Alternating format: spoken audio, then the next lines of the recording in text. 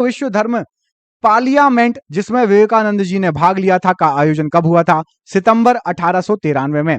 रामकृष्ण परमहंस का मूल नाम क्या था? गदाधर चट्टोपाध्याय। रामकृष्ण परमहंस का जन्म स्थान क्या है?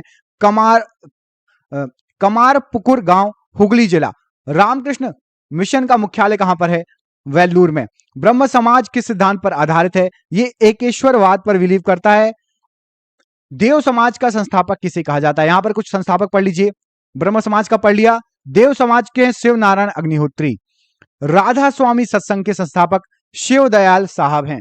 फारसी साप्ताहिक मिरात उल अखबार को प्रकाशित करते थे कौन? राजा राम मोहन राय जी। तहजीब उल इखलाक के रचनाकार कौन है? सैयद अहमद खां। किसने कहा था अच्छा शासन सुशासन की स्थापना पन्न नहीं है?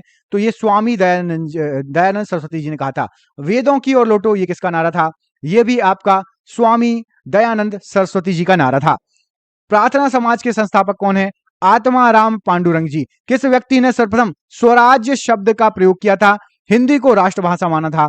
स्वामी दयानंद सरस्वती जी ने। किस वर्ग को सर्वप्रथम पश्चिमी सभ्यता ने प्रभावित किया था? तो जो शिक्षित हिंदू वर्ग था वो भी मध्यम वर्ग, उसको प्रभावित किया था। अहमदिया कादियानी आंदोलन मोस्ट आईएमपी है ये। किसने प्रारंभ किया था? अहमदिया कादियानी आंदोलन मिर्जा गुलाम अहमद ने। किसने विवेकानंद को आधुनिक राष्ट्रीय आंदोलन का आध्यात्मिक पिता कहा था? संज्ञा दी थी सुभाष चंद्र बोस जी ने संज्ञा दी थी। भारतीय पुनर्जागरण आंदोलन के पिता कौन कहे जाते हैं? राजा राममोहन राय।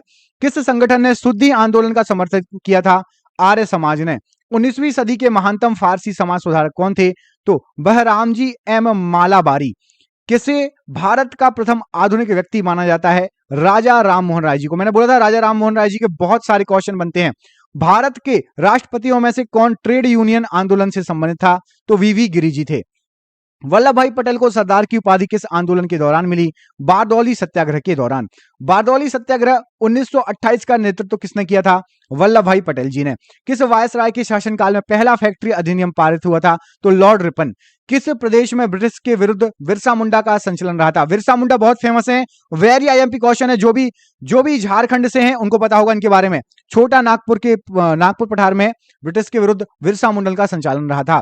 वाईकॉम सत्याग्रह 1924-25 कहां हुआ था?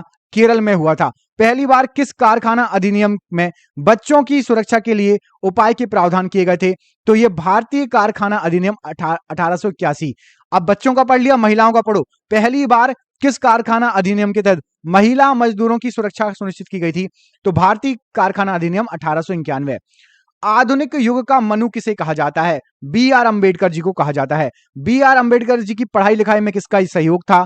तो बड़ौदा के महाराज का सहयोग था।